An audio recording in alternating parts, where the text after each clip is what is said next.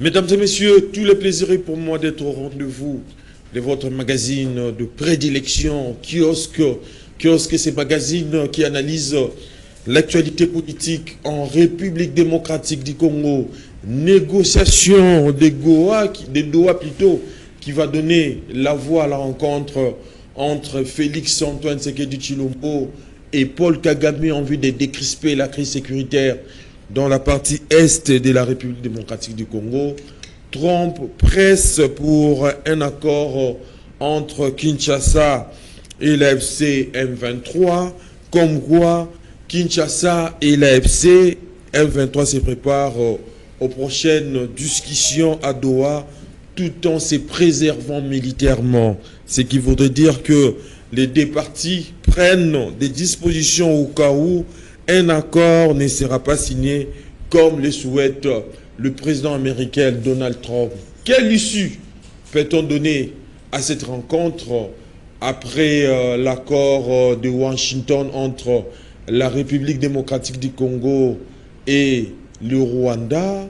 La position et la sortie médiatique de Paul Kagame récemment va donc permettre à ce que la paix puisse être totale dans la partie est de la République démocratique du Congo. Analyse et commentaires dans votre émission Kiosque. Et puis en deuxième lecture, nous allons parler de ces arrestations en cascade au sein des forces armées de la République démocratique du Congo. L'entourage de Christian Chiwewe, ancien chef d'état-major de la République démocratique du Congo, sont aux arrêts.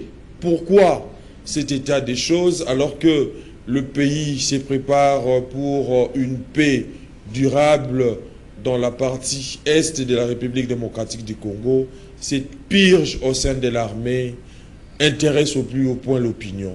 Cette question va être également débattue et analysée au cours de votre mission Kiosque avec nos invités. Et puis au finish, nous allons parler de ces dossiers des passeports qui défraient la chronique en ces moments avec les précisions de la ministre des Affaires étrangères et coopération internationale Wadney Kaikwamba, qui a précisé que ceux qui ont eu à remplir leurs formalités vont commencer à prendre leur passeport à partir d'aujourd'hui.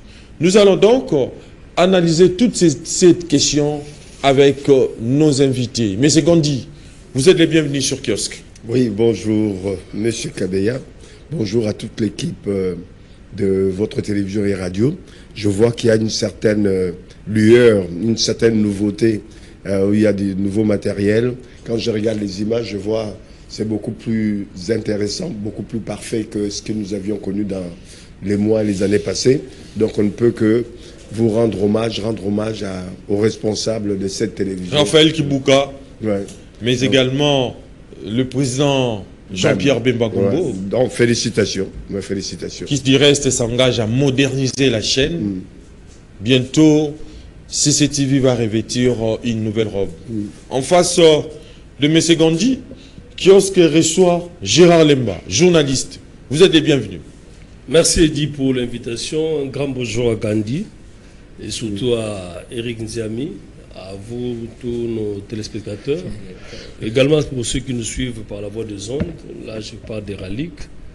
Là, je partage la vie ou les félicitations de Gandhi, si ce n'est que de dire chapeau bas à toute l'équipe de CCTV.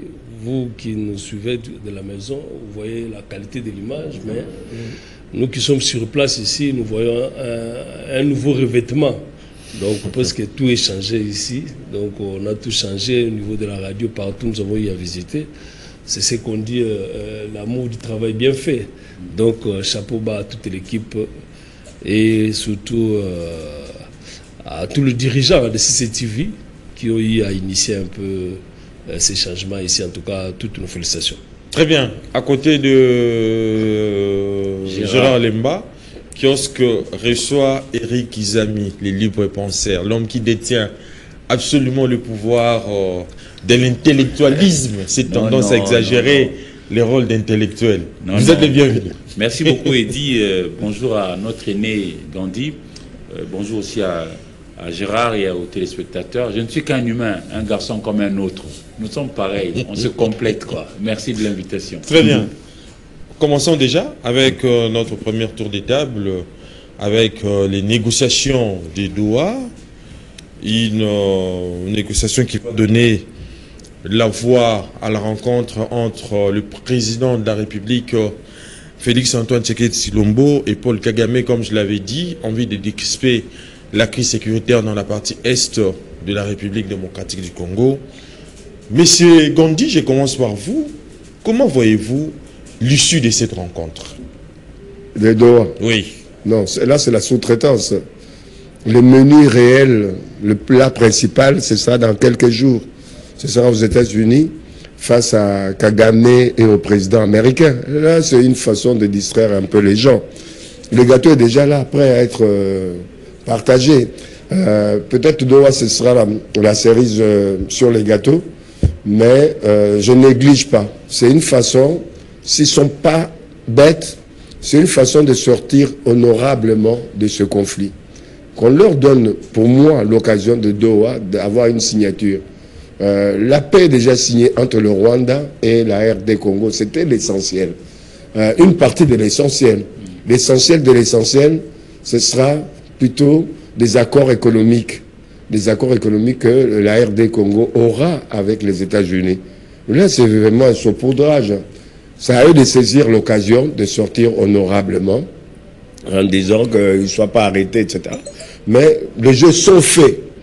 Face aux enjeux qu'il y a devant nous, eux, ils ne représentent pas grand-chose au niveau de ces enjeux-là. Donc moi, je dis Doha, oui. Doha, c'est une façon pour les États-Unis, entre-temps, de voir les choses autrement, pour ne pas leur imposer quoi que ce soit, qu'eux-mêmes comprennent. S'ils ne comprennent pas, mais comprendront la force. Mais la force, quelle force ils ont face aux forces des États-Unis, voire même la force de la RD Congo aujourd'hui. Oui, non, qu'est-ce qui se passe au juste? C'est un affrontement aujourd'hui avec le Rwanda ou contre le Rwanda. Je ne pense pas qu'ils tiennent longtemps. Voilà ce que je pouvais dire. Mais Trump aujourd'hui presse pour qu'il y ait cette rencontre à Doha. Déjà, le représentant de Kinshasa, ou la délégation de Kinshasa est déjà sur place.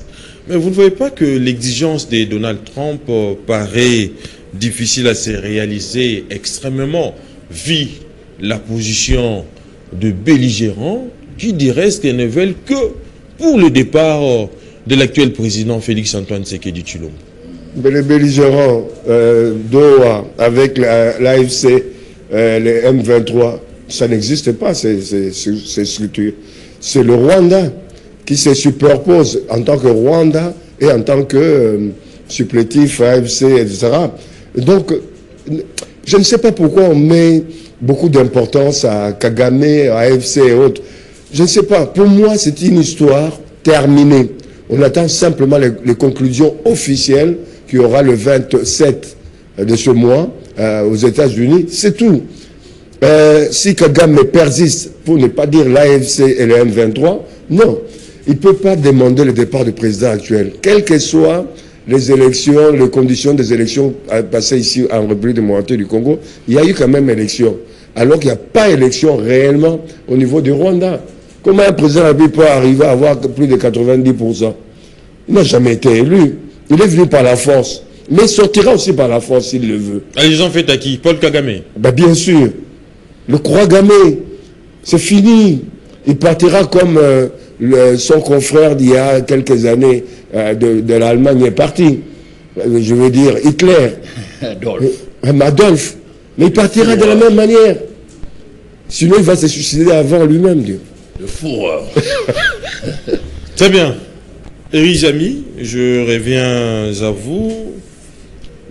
Trump presse pour un accord à Doha entre l'AFC M23 et Kinshasa. Mais faudra-t-il admettre aujourd'hui que l'avenir du processus lancé à Washington dépendra non seulement de la volonté politique affichée, mais aussi de la capacité de parrain de l'accord des États-Unis d'Amérique et les Qatar à contenir les ambitions, mais également à lever les ambiguïtés, à surveiller l'exécution des engagements. Vous ne voyez pas que sans quoi l'aboutissement ne sera pas heureux? Non, mais moi je reste optimiste. J'ai envie d'évoquer un adage de chez nous. Oui. En Swahili, on dit Akuna Milele na Milele. On n'en parle que quand il s'agit des dieux, des créateurs de l'univers, de tout ce que l'on voit et ce qu'on ne peut pas voir. Quand il s'agit des dieux, là, on parle des Akuna, on parlera des Milele na Milele. Mais quand il s'agit de nous, les humains, là, on dira Akuna Milele na Milele. En fait, une activité ne peut pas demeurer ad vitam aeternam. Kagame a une fin et c'est déjà la fin. Et puis, l'aîné a bien dit que c'est la sous-traitance. Mais seulement, c'est une nécessité parce qu'il y a eu aussi des problèmes à l'interne. Parce que nos propres frères, les Nanga, les Jean-Jacques Mamba, mais ils ont comploté avec les Némi pour tuer la famille que nous sommes, la République démocratique du Congo. Donc, un peu comme a dit là, j'adhère à tout ce qu'a dit le vieux Gandhi. Et je sais qu'il n'y aura pas ce que vous êtes en train de dire là. Parce qu'en réalité, il s'agit des États-Unis d'Amérique. Et Trump, pour moi, est dans une dynamique de pouvoir demander à pouvoir obtenir un jour, pourquoi pas, le prix Nobel de la paix. Et je ne vois pas un Kagame pouvoir l'arrêter dans cette dynamique. Vous voyez ce qu'il est en train de faire dans le Proche-Orient, entre l'Israël et les autres. Vous voyez ce qu'il est en train de faire au niveau de l'Ukraine et la Russie. Vous voyez ce qu'il est en train de vouloir faire chez nous. Je prends particulièrement ce qui nous concerne, parce que c'est notre maison. Vous voyez vraiment un Kagame arrêter la dynamique d'un Trump. Non, mais vous ne voyez pas que c'est la risque des régions de la liste, la capacité de cesser les feux normalement nés, en fait, de refuser de faire et de faire. Oui. Et c'est déjà fini. Parce que si seulement si cet accord était désavantageux pour la République démocratique du Congo, mais Paul Kagame ne se serait pas agité comme il le fait là, jusqu'à traiter les Américains des idiots. Et tout ça est noté. Vous savez, ils ont beaucoup de fourmis dans leur trousse, hein. C'est pas les Gabons, nous ne parlons pas du Gabon, nous ne parlons pas de l'Érythrée, nous parlons des États-Unis d'Amérique. Ne serait-ce que par rapport à ça. Alors, c'est maintenant à nous de pouvoir rester toujours cohérents et surtout sérieux. Parce que notre appareil, quand même, de défense devra petit à petit aussi redevenir ce que nous avions été autrefois. Nous sommes un géant, nous sommes perçus comme un géant. D'ailleurs, j'en profite pour inviter tous les parents. Alors, tous les parents de la République démocratique du Congo à pouvoir dire un certain nombre de phrases à leurs enfants. Chaque matin, il faut dire à nos enfants, vous êtes intelligents, vous êtes des vaillants, vous êtes des courageux. Et je crois que l'homme devient ce qu'on lui dit. Arrêtons d'abord avec ces Congo bashing là où on ne voit que le mal. Non, non. Je ne pense pas que dans le 105 millions de Congolais, tous nous sommes des bougres. Non. Moi, je crois en notre intelligence. Mais il faut encore le déclarer. Parce que l'enfant, il devient aussi ce que tu lui dis. Il va y croire. Quand tu dis à un enfant que tu es intelligent, là, tu as trébuché un peu, mais prochainement, faites plutôt ceci, à la place de cela. Je crois que petit à petit, on va recréer notre force. Parce que nous sommes perçus ainsi. Les autres nous perçoivent comme étant des géants, mais c'est nous-mêmes qui bottons un peu en touche. Mais là, je crois qu'avec le chef de l'État actuel, président Tshilombo, qui, je ne dis pas que tout est fait rose, de manière rose, tout est OK. Non, je ne dis pas ça. Mais je pense qu'on peut faire un effort pour recréer notre force à l'interne. Et parlant justement des Doha, il s'agit des intérêts, chers frères Eddy. Il s'agit des intérêts. Vous voyez vraiment les Amériques venir déposer 500 milliards, vouloir dépenser 500, je dis milliards. Je ne suis pas en millions, je ne suis pas en 1000 non plus. Je dis 500 milliards. Oui. Et puis bon, quelqu'un comme Kagame va venir saupoudrer ça. Vous voyez ça? Nous sommes sérieux. Mais Eric Zami, au problème africain, des solutions occidentales. Vous ne voyez pas que cette question remet sur la sellette la question des idéaux, des initiatives, mais également des orientations. Vous n'avez pas tort. Qui marquent les affaires publiques. Vous n'avez pas tort. Non, il a tort. Non, vous n'avez pas tort. Oui. Parce que ça fait quand même une honte que nos problèmes soient résolus par l'apport des uns et des autres. Mais questionnons l'histoire de notre pays. La Belgique nous a gérés pendant 80 ans. Et pendant les 80 ans, nous avions été premiers producteurs dans tout. L'huile de palme, X, Y, Z. On a été au même niveau que le Canada, même si vous et moi n'avions pas vécu cette époque-là. Mais nous-mêmes avions déjà géré 65 ans. Qu'avons-nous fait? Remettons-nous en question et puis commençons à bien faire les choses. C'est cela aussi. C'est cela aussi. Mais même la Bible dit, devant un plus fort, humilie-toi.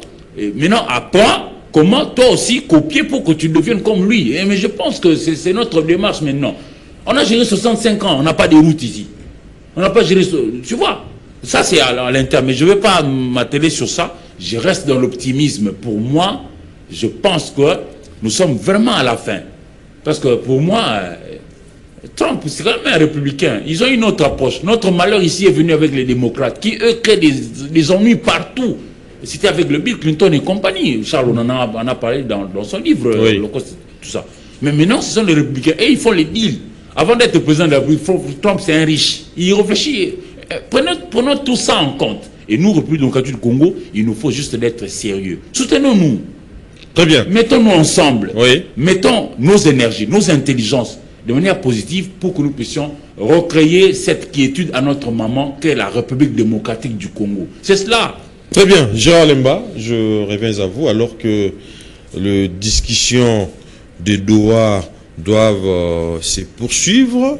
Mais là où les bas blessent, c'est du fait que la tonalité belliqueuse du discours du président Kagame pose une question fondamentale. Comment bâtir une paix durable avec un partenaire qui, du reste, tout en opposant sa signature sur un accord, continue aujourd'hui de délégitimer son avis et d'affirmer son droit initial d'action militaire et frontalière, toujours pour la persistance de cette crise sécuritaire dans la partie est du pays.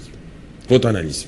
Merci Eddy. Avant d'aborder dans cet angle-là où nous assistons à l'essoufflement de Paul Kagame, pour ne pas dire des signes de faiblesse qu'il accuse déjà, je veux un peu prendre l'angle, les mots que vient d'utiliser Eric ici, j'ai aimé, je partage.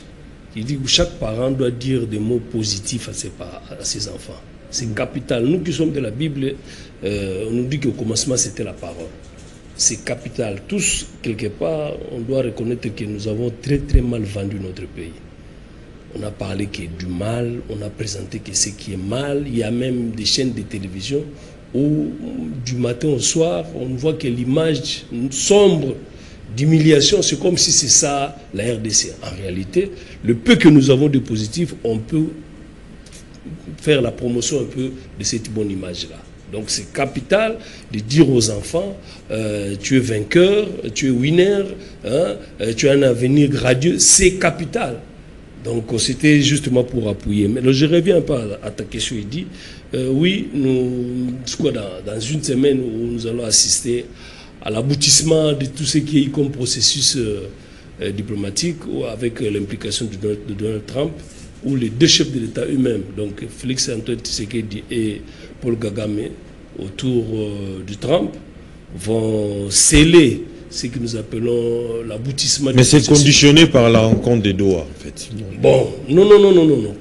C'est pas conditionné. Ça, c'est une démarche parallèle, mais qui en réalité, l'essentiel, c'est plus ce qui se passe au niveau des États-Unis.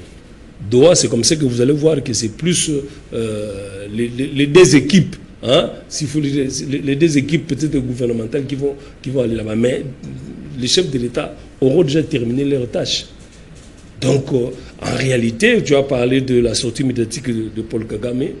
C'est regrettable. Vraiment, on sent l'essoufflement, les signes de faiblesse. Après la signature avec les deux ministres des Affaires étrangères, globalement, certes, chacun de nous peut avoir un avis à donner, mais moi, en tout cas, personnellement, ça doit m'engager. Je salue cette victoire diplomatique que nous avons eu à engager. Vraiment, d'une manière générale. Pourquoi? Parce que sur les 3 décennies, ce sont les Congolais qui étaient des victimes. C'est quand même une piste de solution qui présage un avenir à Dieu, où nous devons soutenir. Alors, pour ceux-là qui pensent qu'il faut commencer à s'apaisantir ou à s'attarder à l'une des phrases, l'une après l'autre, pour donner un peu une diverse interprétation, qu'est-ce qui donne comme alternative par rapport à cet accord ici? Pendant 30 ans, qu'est-ce que nous avons eu à donner? Il n'y en a pas. Donc, l'issue que nous avons trouvée, la brèche que nous avons trouvée, saisissons-la. Et là, exploitons-la. Et tant que Congolais, tant que patriotes, nous sommes censés faire la promotion, d'aller en avant, parce que ce ne sont pas des Rwandais qui étaient des victimes, ce sont des Congolais. Je l'ai toujours dit ici qu'il y a nos mamans qui ne connaissent, qui n'appartiennent ni à l'UDPS, ni à l'INC, ni à l'AFDC, qui ne connaissent rien le matin, ne rêvent que son champ. Et voilà qu'il doit être victime d'un cas de viol, il doit perdre peut-être ses enfants, tout simplement parce qu'il y a eu guerre, et voilà, tous ces partis-là, un jour ou l'autre, finiront par s'entendre, et on va facilement l'oublier. Et ils sont des milliers. Ils sont des milliers de victimes de ces cas. Donc, mais vous parlez des mamans, vous parlez des victimes, mais s'il faut analyser des fonds à combre plutôt l'accord, il y a ce qu'on appelle manque de mécanismes des sanctions dans cet accord. Des réparations, oui. L'accord ne précise pas les sanctions en cas de non-respect par l'une des parties. Vous ne voyez pas que cela rende vraiment son application plus vulnérable, en fait? L'essentiel est dit, c'est que nous sommes engagés à une voie diplomatique de paix, paisible. J'ai suivi le porte-parole du gouvernement dans une des missions de la place ici, où il avoue que cela n'exclut pas toute démarche judiciaire. Hein? Cela n'exclut pas. Il a même cité l'arrivée des autorités de la CPI ici et tant d'autres démarches concernant les droits de l'homme. Il y a une commission mixte qui sera mise en place. C'est pour dire que cela n'exclut pas. Puisque vous parlez de la réparation, à un moment donné, comme on dit, chaque chose a son temps. Donc laissez le temps au temps. Terminons d'abord avec le processus des États-Unis avec de Trump ici, hein, puisqu'il y a Eric qui vantait un peu, qui nous rappelait un peu, il s'agit quand même de la toute première puissance mondiale. Rappelons aussi que dans son premier mandat, vous allez vous rappeler que Trump a eu à faire un exploit du côté du Moyen-Orient, alors que toutes les résolutions des Nations Unies n'arrivaient pas à donner les statuts de Jérusalem comme étant la capitale d'Israël. Trump, de manière unilatérale, il en a décidé avec tout ce qu'il y a eu comme dégâts. Donc, il faut comprendre à qui nous avons affaire. Maintenant que le même Trump, attendez, dit, c'est vrai que le même Trump, nous le voyons, il se tape la poitrine partout pour réclamer même un prix Nobel. Hein, chose que peut-être le chef d'État lui a dit que vous le méritez. Alors, si c'est Trump qui s'implique de manière aussi manifeste, visible, non, peut-être que nous n'avons pas en réalité l'idée de ce que représentent les États-Unis. Nous n'avons pas l'idée. Hein? Donc, je ne veux pas brandir du côté violence des États-Unis, mais c'est quand même un fait, c'est la toute-puissance mondiale que nous avons aujourd'hui. Ça s'appelle les États-Unis, où à la tête nous avons un certain Donald Trump. Alors, quand Trump en fait son cheval de bataille, en tout cas, attendez-vous que quiconque oserait lever son petit doigt, nous allons voir un peu la suite. Félix Antoine Tshisekedi Tshilombo a zappé ses pairs africains pour résorber cette crise dans la partie est du pays. Faudra-t-il admettre aujourd'hui que Félix Tshisekedi est tenté par l'esprit du paternalisme occidental? Non, s'il vous plaît. Il a commencé en Afrique. S'il vous plaît, laissez-lui parler. Il a posé une question. Je lui ai posé la question. Il faut rappeler aussi que hier, je crois, à la Maison-Blanche, Donald Trump a reçu, je crois, 5 présidents africains. Sénégal, je ne sais pas. Je crois qu'ils étaient à 5. Oui. On ne sait pas changer l'histoire, Eddy. Le paternalisme dont vous parlez, pour ceux-là qui ont eu à étudier un peu les régimes de beaucoup de colonisation ici, on nous dit, nous, avec le régime paternaliste, c'était un peu plus pire par rapport peut-être avec certains espaces francophones. Nous, c'est que nous, la RDC, on en a connu. Alors, quand vous dites que le chef d'État a eu à zapper, non. Il dit peut-être les termes n'est pas approprié, le verbe n'est pas approprié. Mais au moins, on doit reconnaître que les démarches, que ce soit pour Luanda, que ce soit pour Nairobi, il y a eu un peu une certaine lenteur, alors que sur le terrain, on ne faisait qu'encaisser ou engranger tout ce qui est comme perte. Alors si Donald Trump a eu à taper le poing sur la table, et aujourd'hui, les choses vont un peu vite bousculer. Donc même Douala ne viendrait qu'accompagner ce que la locomotive était de faire. Donc les termes n'est pas vraiment approprié pour dire qu'il a zappé. Mais au moins, l'implication de Donald Trump a donné les résultats que tous nous saluons. Très bien.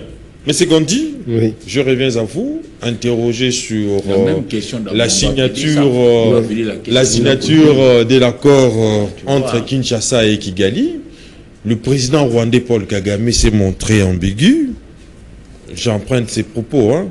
Le Rwanda fera ce que nous avons convenu de faire. Mais si les autres ne respectent pas leurs engagements, cela aura plutôt des conséquences sur ce que nous avons accepté.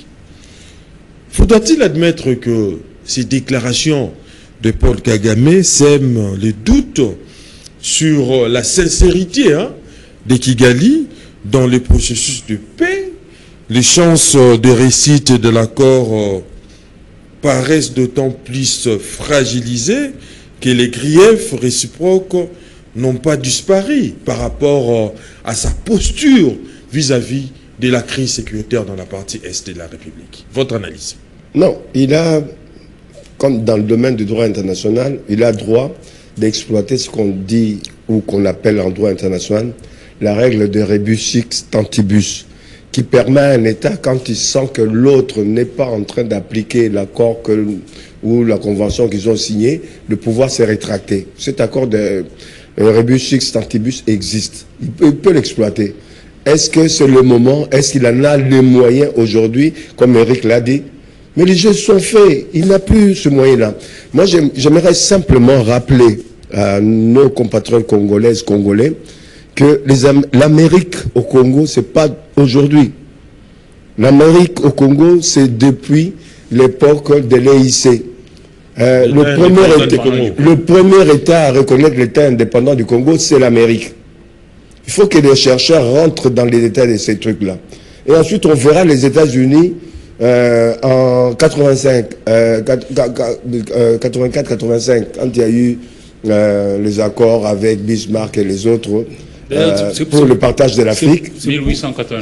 Oui, vous verrez que les États-Unis ont influé sur le règlement qu'il y a eu en 1885. Ils ont été là. Dans tous ces mouvements de décolonisation là. Tout le long de la vie de la RD Congo, les États-Unis avaient un mot à dire, ils étaient là. C'est eux qui ont sauvé aussi nos populations en très grande partie au travers de leur presse et la presse britannique. Quand il y avait des exactions du roi Léopold II, quand il coupait les mains, les Américains étaient là. N'oubliez pas que la résolution, puisqu'on parle des indépendances de cette période, une des résolutions des Nations Unies poussant les États colonisateurs à donner l'émancipation des pays encore colonisés, les premiers à mettre le point là-dessus, ce sont les Américains, pour qu'il y ait des indépendances de notre pays. Donc c'est important.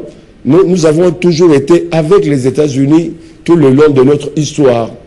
Vous verrez que même Mobutu, les prouesses que Mobutu a pu faire entre 65 et 73, c'est avec l'appui des États-Unis. Nous voulons devenir l'Allemagne de l'Afrique. Et c'est possible, le président avait raison. Quand vous regardez les pays du Proche-Orient, du Moyen-Orient, qui sont devenus des pays plus ou moins émergents, mais derrière qui est là? C'est les États-Unis. L'Arabie Saoudite, dont vous parlez, leur puissance vient d'où? Des États-Unis. Ils ont une couverture sécuritaire des États-Unis. Vous ne trouvez pas que c'est une contradiction aussi de votre part? Dans le quand vous dites que les États-Unis nous ont accompagnés depuis, oui. Depuis l'EIC, l'État indépendant du Congo, oui. Jusqu'à aujourd'hui, en fait, vous parlez également de ces développements-là dans des pays soutenus par, dans le Proche-Orient par les Américains.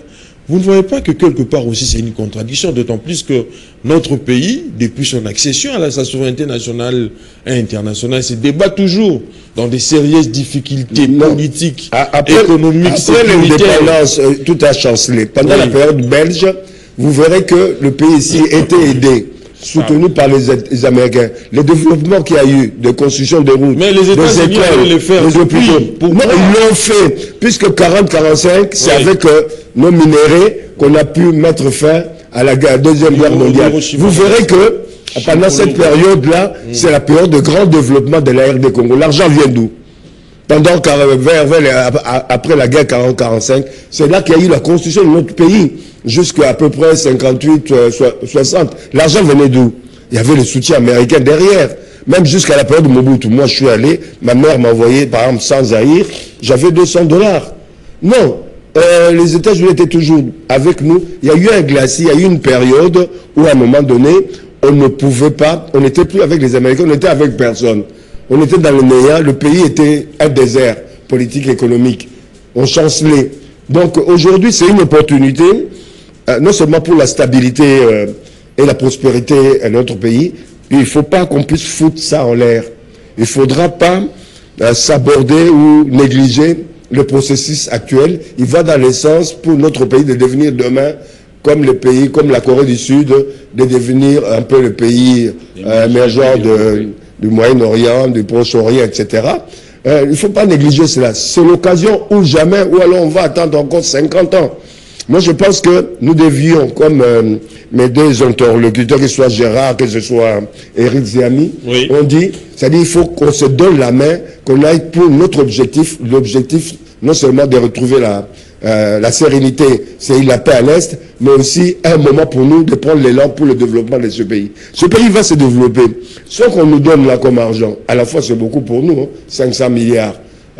Pour les entreprises privées qui vont investir ici. Et les 200 milliards que les États-Unis, le gouvernement, ou du moins l'administration, ils aiment bien dire l'administration Trump va donner, ce sera dans les 200 milliards. Donc le total est presque à 700 milliards.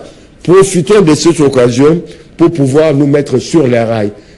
Et depuis 60 jusqu'à ce jour, on a construit combien de kilomètres de rails? Aucun, zéro. Pas un mètre. Combien d'autoroutes il y a au Congo? Zéro. À qui incombe la faute dans tout ça? Mais à nous Congolais, on a été inconscients. Alors qu'on a tiré sur les Belges, mais quand on regarde les bilans des Belges pendant la colonisation et notre bilan en 65 ans, nous sommes en dessin. Il y a un problème. Profitons de l'occasion. Je crois Eric l'a dit aussi. Il ne faut pas simplement attendre que l'argent arrive. Il faut qu'on se prépare. Il faut qu'on se prépare, qu'on prépare nos élites, qu'on prépare nos enfants, les petits-enfants. Demain, il y aura des entreprises. Ça demandera de la main-d'œuvre. Oui. Mais il faut que cette main-d'œuvre-là soit formée.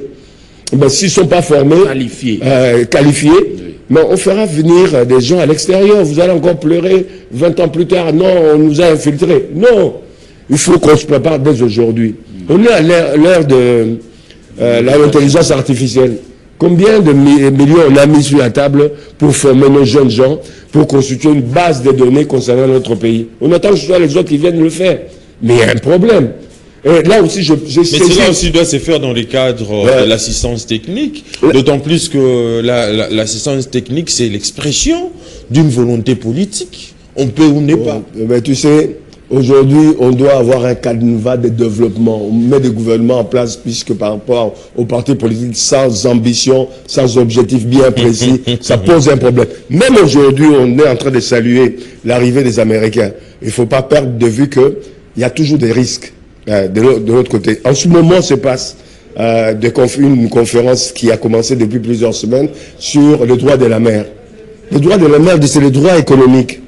Vous savez que les mêmes matières premières que nous avons ici, quelles que soient les matières premières que nous avons ici, on les retrouve au niveau du fond marin, dans ce qu'on appelle les nodules polymétalliques.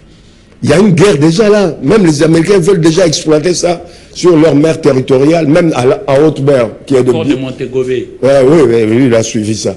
Donc c'est très important, puisque ces matières premières de fond marin, même si on ne va pas les exploiter maintenant, d'ici dans les 10 ans, on peut commencer à les exploiter. Il faut qu'on soit intelligent, qu'on ne s'enferme pas simplement sur une autre matière première, mais il faut qu'on puisse constituer, quand il y aura des moyens là, ce qu'on appelle le fonds souverain. Il faut qu'on ait un bas de laine, c'est-à-dire de l'argent qu'on a mis de côté pour les générations futures. Contrairement à ce qu'on fait sur le fonds minier, c'est de la gnognotte, c'est pas grand-chose. Il faudra vraiment des intelligences. Il faut faire venir les intelligences qui nous montrent, je crois, la route à suivre. Balise le chemin dans les 5, 10, 15 ans. Mais ça, c'est le travail d'une élite, d'une classe... mais l'élite qui ne mange pas à sa faim, il y a le temps de... Gardiste, en fait. Il ne peut pas aller approfondir certaines questions, limitées.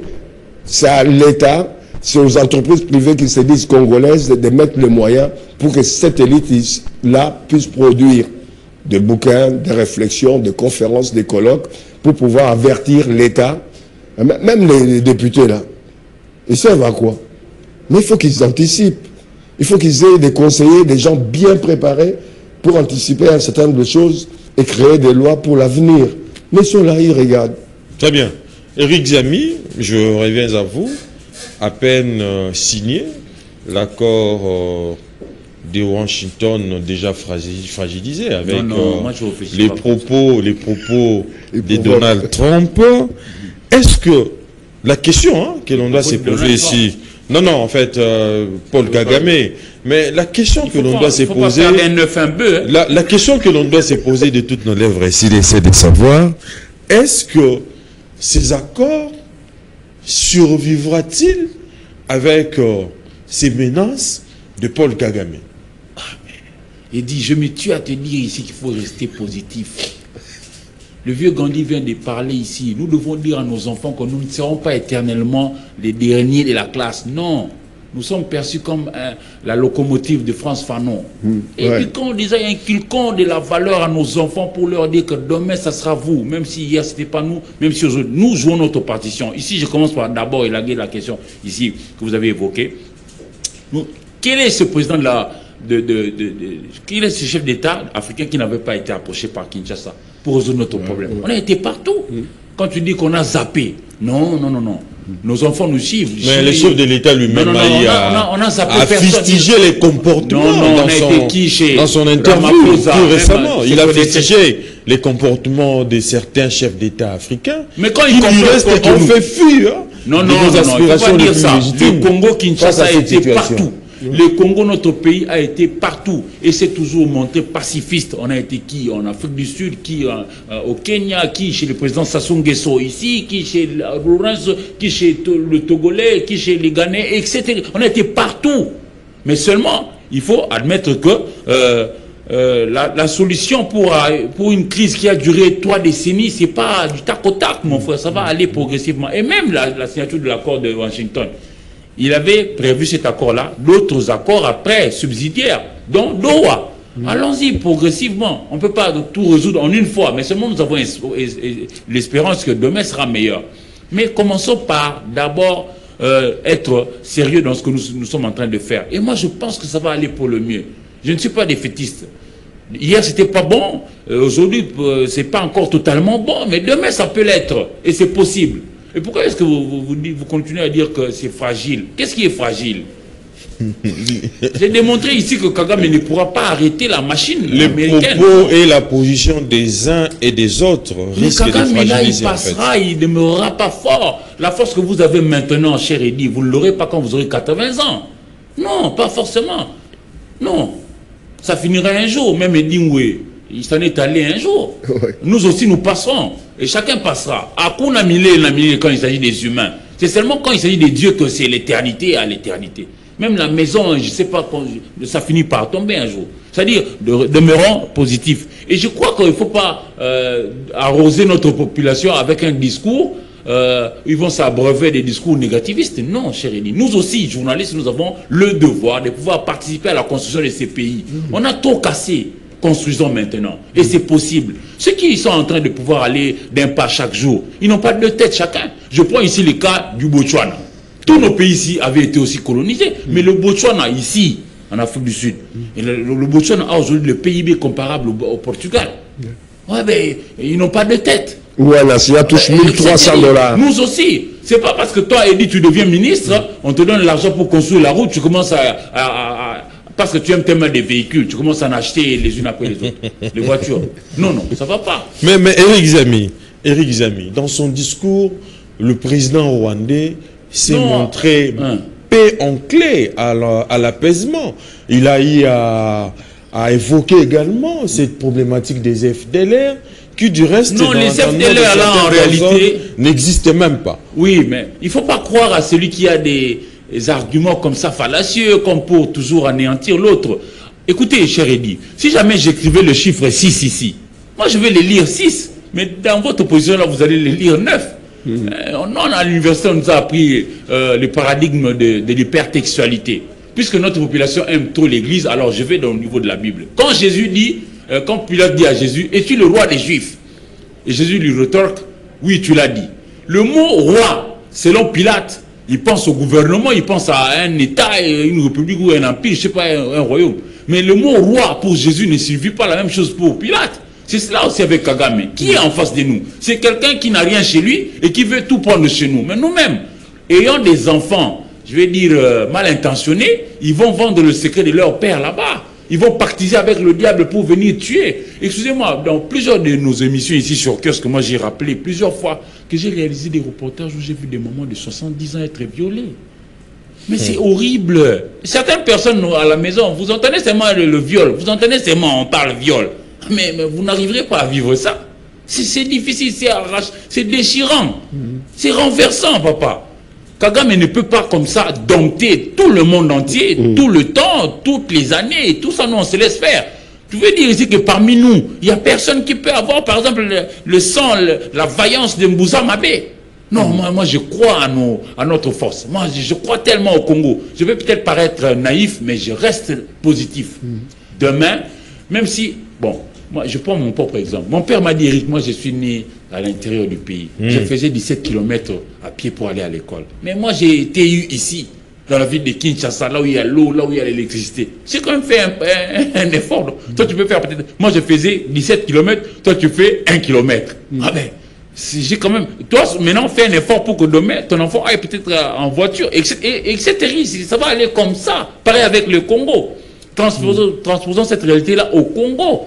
Avant nous, 7 siècles, Henri Morton Soleil, parce que le vieux est évoqué ici que notre pays a été découvert par les anglo-saxons. C'est pas faux. David Livingstone, c'était un anglo-saxon. Henri Morton Soleil, c'est aussi un anglo-saxon. Ils nous ont dit, sans le chemin de fer, le Congo ne vaudra pas un franc congolais. 7 siècles après, qu'avons-nous fait, vous et moi? Questionnons-nous. Mettons-nous simplement au travail. On te donne de l'argent pour construire un chemin de fer. Fais-le. Et ça va désenclaver la plupart de nos coins de la République. Il y a des coins de chez nous ici au Congo où on ne connaît pas la voiture. Pendant qu'ici, à Kinshasa, j'ai parlé avec l'un des proches du gouverneur actuel de la ville de Kinshasa qui m'a dit on a quitté le chiffre de 2 millions de véhicules à 5 millions. Et voilà pourquoi on ne sait pas circuler. Il y a très peu de routes et puis une abondance exagérée des véhicules. Alors que dans certains coins de notre territoire ici, il n'y a pas de voiture. On n'en connaît pas. Faisons un effort pour pouvoir avancer chaque jour d'un pas. Et c'est possible. Arrêtons de dire à nos enfants que nous ne serons toujours que la queue. Non. Moi, je suis de ceux qui pensent que demain, nous pourrions renverser positivement la vapeur, mais seulement que l'on puisse, la tendance plutôt, que l'on puisse seulement être sérieux. Gérard Lemba, je reviens à vous. Donc moi je crois fermement à cet accord. Il n'est pas parfait parce que si vous voulez la perfection, tout ça, il faut aller chez Dieu. Chez les humains ici, il y aura toujours un petit quelque chose qui ne va pas aller. Les là, c'est les coltans, c'est les cacao, c'est les cobaltes, c'est les cassiteries. Pour moi, c'est un chimère. Gérard Lemba, ce qui choque dans cet accord, c'est la reconnaissance implicite des FDLR, Force démocratique de libération du Rwanda, en acceptant que ces groupes constituent une menace pour le Rwanda. Vous ne voyez pas que la République démocratique du Congo reconnaît aujourd'hui leur présence sans fournir de preuves, ni en localiser des positions, ni même en donner une cartographie de ces FDLR. Où sont ces FDLR? Combien sont-ils? Où est leur base dans la partie est de la République démocratique du Congo? Qui les dirige en fait? Sur quel territoire agissent-ils?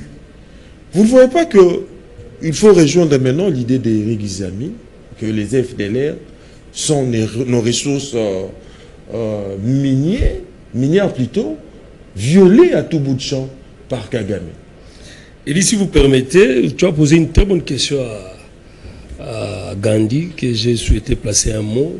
C'est la dimension historique. Vous n'avez qu'une minute. C'est la dimension historique un peu de ce que représente la RDC, juste par rapport à tous ces mouvements indépendantistes.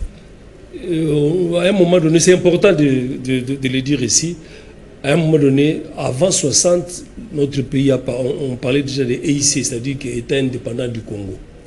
Et pour Gandhi l'a dit déjà. Bien sûr, oui. Je tiens pourquoi? Parce que je parle sous le contrôle du professeur Banzamalela et tant d'autres professeurs avec qui j'ai eu les entretiens.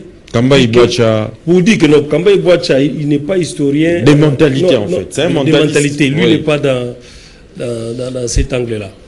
Donc, je parle surtout professeur Banzabalela, où il démontre que l'espace de la RDC, ou l'espace congolais à l'époque, dans l'entendement de ceux-là qui ont eu à siéger à la conférence de Berlin de 1885, l'indépendant en question, en réalité, c'était plus la même mise américaine. Il y a même un autre professeur qui a parlé que nous sommes, c'est pas les 52e, 53e État de l'Amérique. C'est fondamental, mais seulement que ce n'est pas connu à l'interne, ce n'est pas connu chez nous-mêmes les Congolais. Donc, même si la Belgique, contrairement peut-être, je prends le cas du Congo en face ici, où vous voyez la même mise directe de la France. Je parle du Gabon et tant d'autres. Mais chez nous, ce n'est pas le cas. Ou parce que tous les pays occidentaux là ont des mêmes mises directement. Donc réellement, effectivement, c'était l'espace libre où toutes les puissances mondiales devaient exploiter. Mais en réalité, au fond, c'était à la tête, c'était les États-Unis. Donc si l'Amérique aujourd'hui tape le poing sur la table, c'est justement pour se montrer que en réalité, j'ai affaire maintenant à ma propre portion. Hein? On peut voir peut-être les retombées sur le plan économique. Qu'est-ce que ça pourra... Répondez maintenant à la question. Les FDLR. Les FDLR. Et dit, je le répète encore ici, nous avons eu à assister à un moment donné, il y a peut-être 5-6 mois, où les mouvements M23, AFC de Nanga et consorts, c'est chaque jour que nos villes tombaient. Et puis, il y a un sentiment comme quoi que le régime de Félix est tombé. Hein? En réalité, quand vous vérifiez, vous allez voir que ce sont les mêmes personnes qui jubilaient à l'époque pour voir un peu les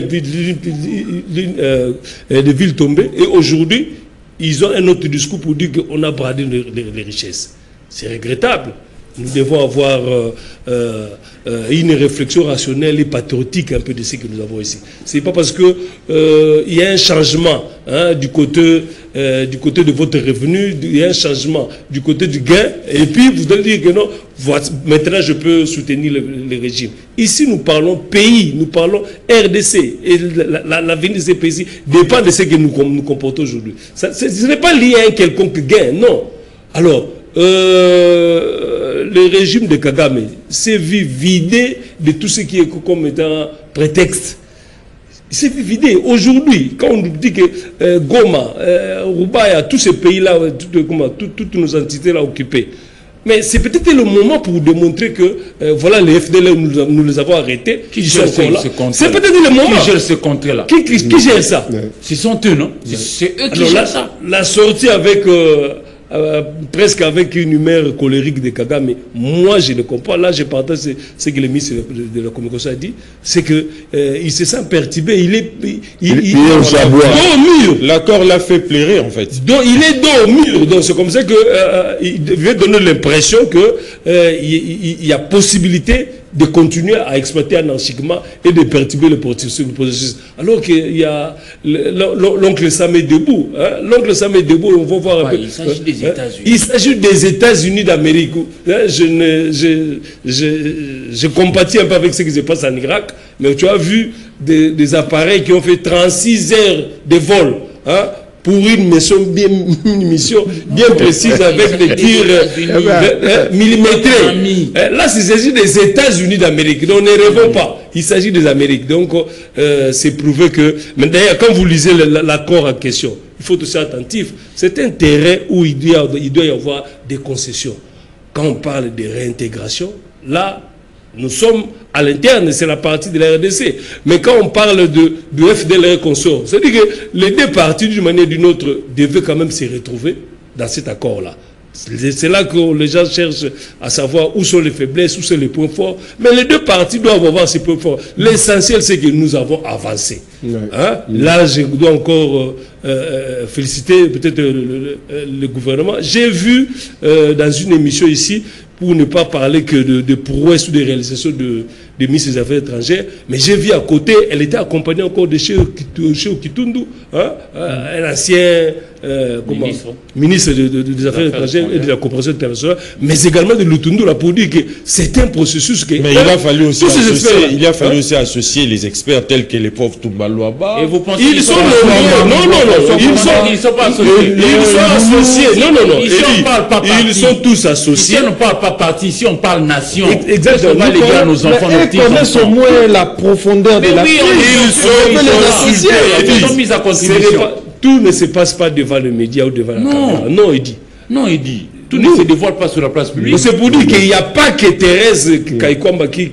Il s'agit du pays, papa. Non, donc il y a le Tundula, il y a tant d'autres qu'on n'a pas vu peut-être sur la place, devant la caméra, mais au moins la RDC a prouvé à tous les niveaux, nous avons de l'expertise, nous avons des gens expérimentés, bien équipés pour faire face à tout ce que nous avons. Donc en réalité, bien que c'est la question de FDLR, l'Éric l'a bien peut-être dit, mais au moins, on devait quand même laisser cette phrase, laisser un peu cette disposition, ne serait-ce que pour qu'eux aussi se retrouvent un peu par rapport à cet accord. Mais d'une manière générale, s'il faut voir l'historique, nous sommes les gagnants de cet accord.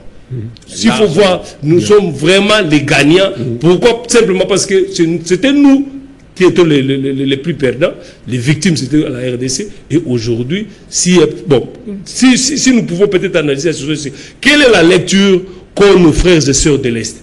Là, on ne en parle pas assez. Quelle est la lecture? Ici, nous parlons loin de l'Est. C'est de Goma, c'est de Bukavu, de Butembo et Koso. Qu'est-ce qu'ils ont comme lecture par rapport à cet accord ici? Là, on n'en parle pas. C'est pour dire qu'un pas a été jeté, un pas a été franchi. Donc, soutenons, faisons la promotion de ce pas-là et pour continuer. Très bien. Monsieur Gandhi? Oui. Il y a pas mal de questions ici, vraiment, ça me trouble la tête, en fait. Au lieu... Aujourd'hui, face à cette crise sécuritaire dans la partie est du pays, au lieu que le pays, la République démocratique du Congo, se tourne vers les États-Unis comme partenaire principal, Kinshasa a accepté la présence de Kigali à la même table. Elle a donné au Rwanda les statuts du partenaire de paix, alors que celui-ci est désigné depuis plus de 10 décennies, Éric Nzami l'a dit, comme l'agresseur de notre pays. C'est comme si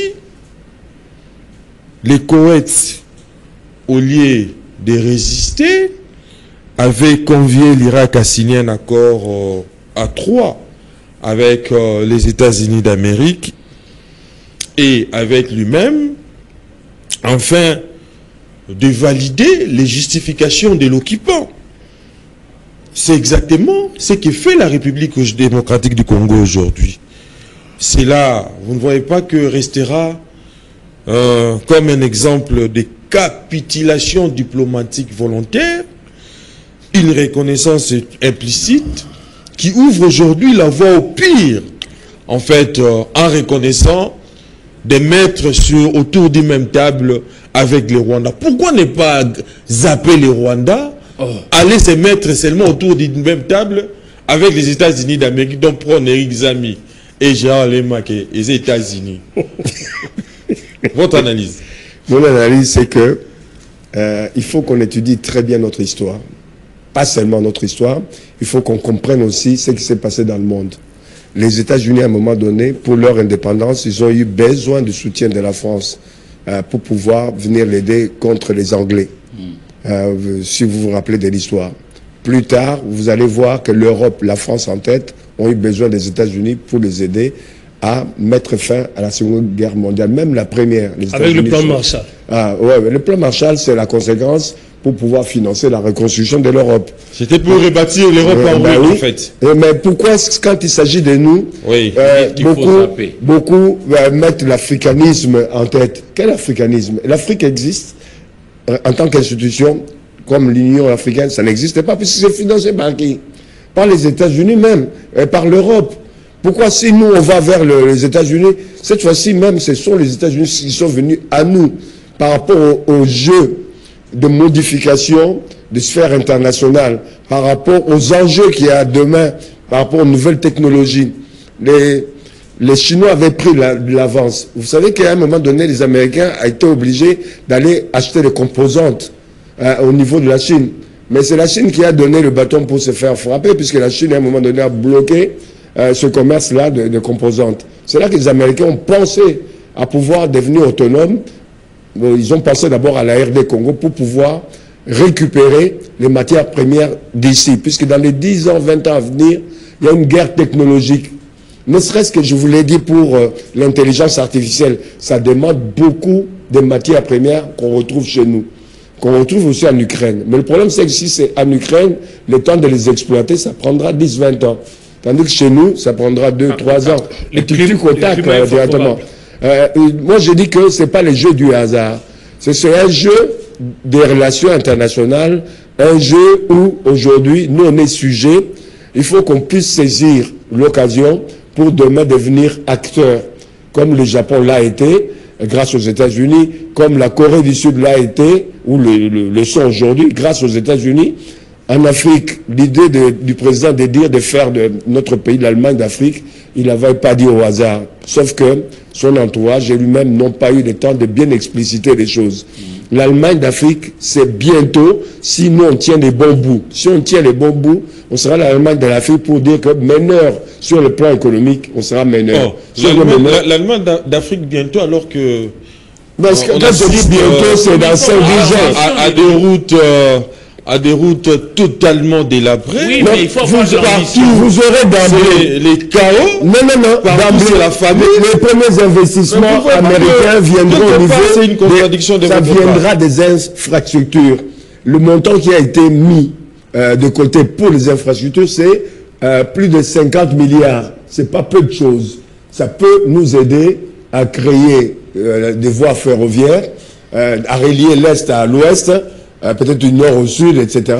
C'est important. Dans les 5 ans à venir, si on est sérieux, comme les uns les autres ont dit, Eric et Lemba, Gérard, si on est sérieux, dans les 5-10 ans à venir, on peut faire le miracle. Oui, le miracle et puis étonner le monde. Ben oui. Étonner le monde et tirer positivement aussi l'Afrique. Ne parlons pas, ou parlons peu de Kagame. Kagame aujourd'hui, aux abois. Il est aux abois. Il ne sait plus où donner de la tête. C'est ça la difficulté qu'a dit. C'est-à-dire qu'il faut faire la part des choses des tribunes. Ouais. Quand nous parlons à l'ennemi, nous avons un discours adapté. Là, je m'adresse à l'ennemi, à l'agresseur. Là, il y a un discours. Mais à l'interne, je peux avoir aussi certaines remarques ou reproches. La question de la mauvaise gouvernance est aussi manifeste. Exactement. Il faut associer les opposants, ou Moïse Katumbi, ou Fayoulou, tout ça. Là, je parle du dialogue. Mais il faut faire la part des choses quand nous avons la parole. C'est-à-dire qu'il y a des tribunes. Pourquoi ne pas zapper ces autres-là, les Moïse Katumbi? Que tu le veux ou pas, résoudre la crise. Que tu le veux ou pas, c'est comme ça que nous tournons en rond. C'est un leader. Et derrière lui, tu as vu ce qu'il a fait à Kolwezi lors de la campagne. Même Félix n'a pas pu le faire. Donc c'est un leader. Il faut considérer... On a besoin des énergies. On a besoin de tout le monde. Il faut faire la part des choses quand nous utilisons les tribunes différentes. Très bien, vous avez la parole. Oui. Donc moi j'ai dit, saisissons cette opportunité. D'abord pour la paix. Quand il y a la paix, il y a la prospérité. Quand il y a la prospérité, il y a le développement. Quand il y a le développement, ça peut apaisantir tout le monde. Ce sera un cercle vicieux. Sans la paix, on ne peut pas se développer. Sans le développement, on n'aura pas la paix.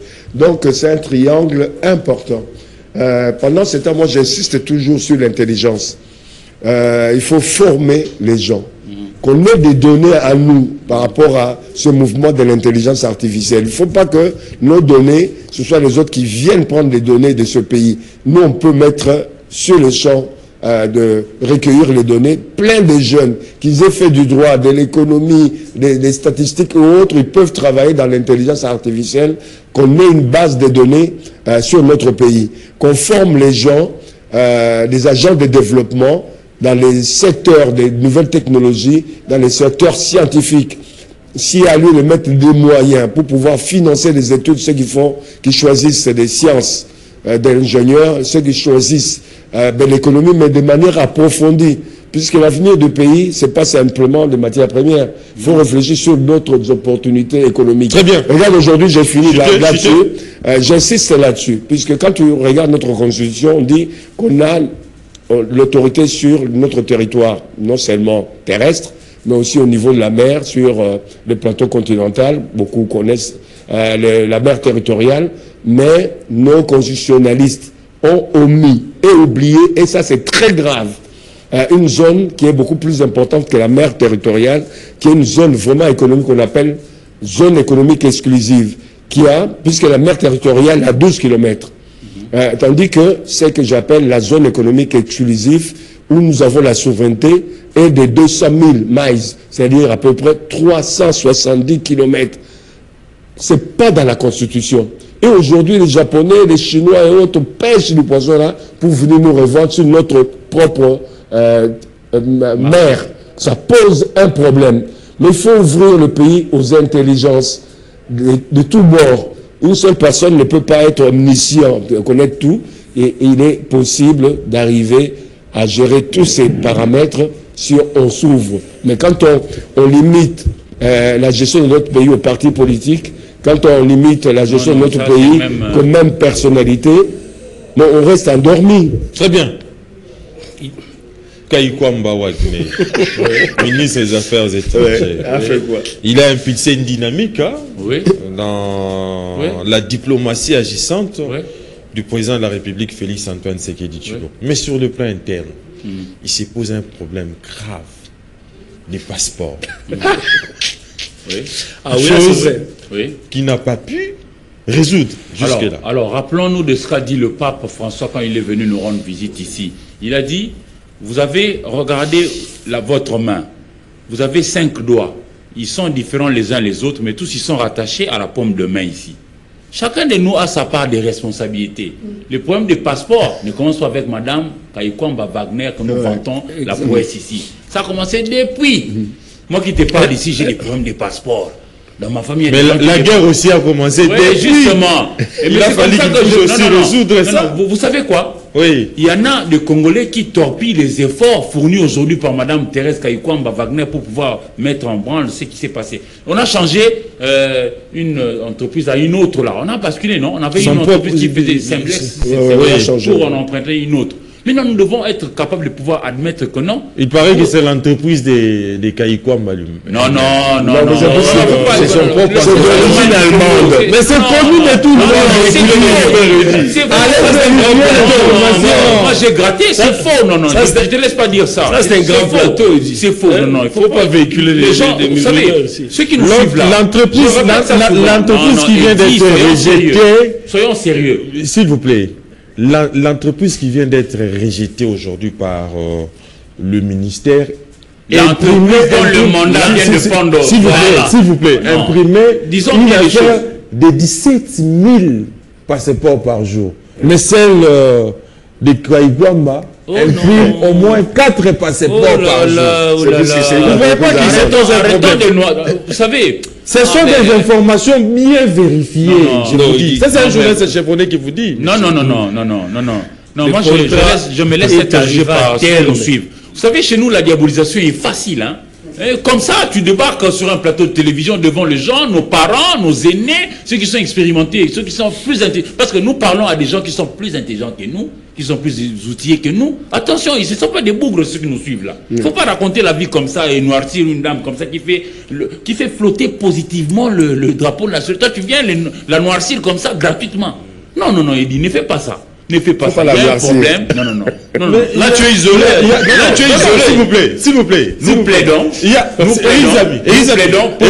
le dire alors. Elisam, je n'en disconviens pas. Il y a des gens plus intelligents que nous qui nous suivent. Oui. Mais nous avons aussi un rôle un rôle pédagogique à jouer. Hein. Oui. Celui d'informer. Dans la vérité, en fait. dans l'honnêteté. Dans la vérité, bien sûr. Dans l'honnêteté. J'ai eu à vérifier cette information avant de vous informer. Non, non, non, moi j'ai vérifié aussi. Pas dans les réseaux sociaux. Pas vérifier, je vous envoie d'aller encore vérifier à nouveau. Non, non, s'il vous plaît. Oui. Nous plaidons pour que notre gouvernement puisse apporter des solutions pour que tout Congolais puisse obtenir son passeport dans le délai et que ce soit ici au pays ou ailleurs. Parce que nous souffrons avec ces problèmes de passeport. Il ne faut pas que nous puissions traîner longtemps pour obtenir un document comme celui-là. Parce qu'il y en a ceux qui sont malades, qui ne savent pas voyager, ils ne savent pas prendre X ou Y. Non, nous plaidons pour ça. Mais moi, je ne viendrai pas sur un plateau. J'ai beaucoup de respect pour notre population.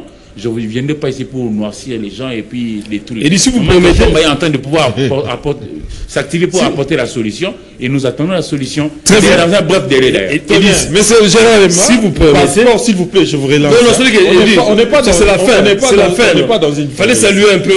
S'il vous plaît. Les requérants en ordre avec les dossiers seront servis à partir de ce jeudi. Malgré tout ce qui s'est passé... Malgré l'incapacité du ministère à fournir des passeports pour la population, quand même, il y a eu un effort considérable de la part de la ministre. C'est aujourd'hui qu'on va livrer d'autres passeports pour les requérants. Comment voyez-vous ça? Même s'il faut aborder la question du passeport, il ne faut pas parler de la RDC en termes de Kinshasa. Ceux-là qui sont dans les provinces, quelles sont les dispositions? Quand vous dites qu'ils seront servis, ce n'est pas à dater d'aujourd'hui. Et dans les provinces, il n'y a pas eu de demande. Donc c'est pour dire qu'il faut, quand on parle de la RDC, la force et la grandeur des États-Unis, même un enfant américain, quand il parle de son pays, il voit l'Amérique dans son entièreté. Mais lui, il parle du Congo comme si c'était... Et nous parlons de la RDC en termes de Kinshasa. Oui. Ça nous réduit un peu, on le regrette. Moi, mon problème, c'est que j'ai tenu à saluer cette disposition dans l'accord où on a parlé de la réintégration individualisée. Ça, c'est vraiment la victoire, peut-être le point... Oui, c'est peut-être le point qui a énervé Kagame. Parlons du passeport. La réintégration individualisée. Parlons du passeport. Si vous permettez, le passeport, il y a un autre point. Il y a un autre point. Vous n'avez qu'une minute. Tout ce que nous avons comme rumeur aujourd'hui, je suis sûr que, parce que j'ai entendu le président Kamere annoncer cela, que le chef d'État a promis il y aura ces débats liés avec cet accord ici. Mais c'est dans la Constitution, c'était prévu. Où je suis sûr, ce n'est pas pour rien que nous appelons la représentante nationale. Une fois que le débat est aligné à niveau de l'Assemblée, les Congolais vont plus s'abréver, vont plus s'imprégner de ce qui s'est passé, les béaba un peu de ce qui a été signé, et je suis sûr qu'il y aura moins de rumeurs, moins de mauvaises choses. Très bien, mais c'est qu'on dit, je reviens à vous, parce qu'en communiqué rendu officiel le mercredi, hier 9 juillet, le ministère des Affaires étrangères, coopération internationale et francophonie a apporté l'éclairage nécessaire en vue de mettre un terme aux rumeurs, inquiétudes et autres procès d'intention qu'on lui a imputés. Le ministère assure les Congolais ayant introduit la demande de passeport avant le 5 juin 2025, date de l'entrée à vigueur du système offrant plus de garanties sécuritaires au passeport national. C'est aujourd'hui, en fait, que le ministre va commencer à distribuer les passeports. Vous, en tant que tel, comment interprétez-vous ces problèmes? Ce n'est pas un problème à interprétation. Ce n'est même pas un sujet à débat. Il y a eu des problèmes, certes.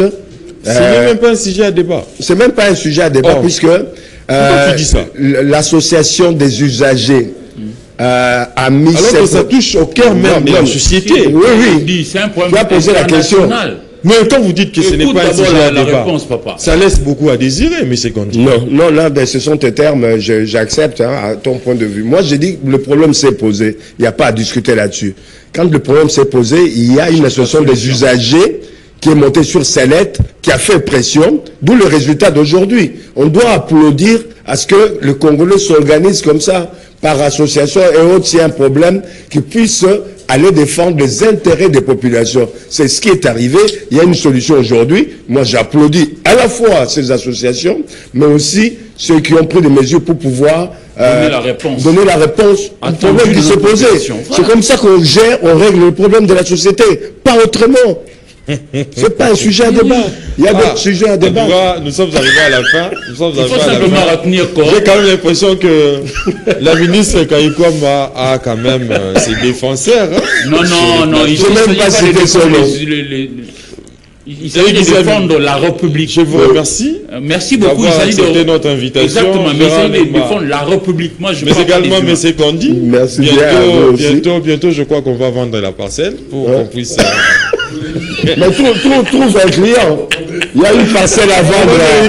Non, mais puisque tu as il y a une parcelle, une concession à vendre d'1 million. Merci de l'avoir suivi. Et bonne suite des programmes sur Canal Congo Télévision. Cette émission a été réalisée, produite par l'homme de la rapacité cruelle, hein, Doudou Montiri, Hamilton Jacob. Cruel. Au revoir. Ciao. Tu commences bien, après tu le torpilles.